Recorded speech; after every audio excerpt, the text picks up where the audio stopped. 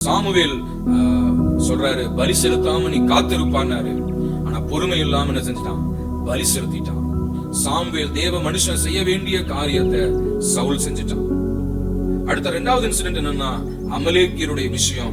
அமலேக்கியருடைய விஷயத்துல ஆண்டவர் சொல்றாரு, அமலேக்கிய நான் உக்கிர பகையா பகைக்கிறேன். ஏன்னா என் ஜனங்களுக்கு அவன் வழி விடல. அமலேக்கிய முற்றுமுடிய நீ முறியடிக்கணும்ன்றாரு. ஆனா இவன் அந்த விஷயத்துல என்ன செய்யறான்?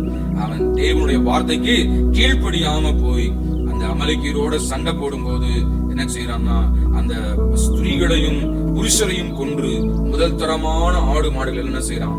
அவன் எடுத்து வைத்துக் கொள்ளுகிறான்.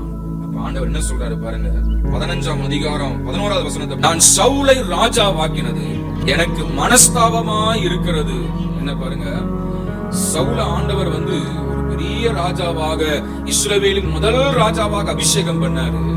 சவுல் என்ன செஞ்சான்? ஆரம்பத்துல நல்லா இருந்தான். ஆனா போக போக போக போக தன் சுய இஷ்டப்படி நடக்க ஆரம்பித்தான். எனக்கு எல்லாம் தெரியும்னு நினைச்சான். அடுத்தது ஆண்டவருடைய வார்த்தைக்கே கீழ்ப்படியாம போயிட்டான்.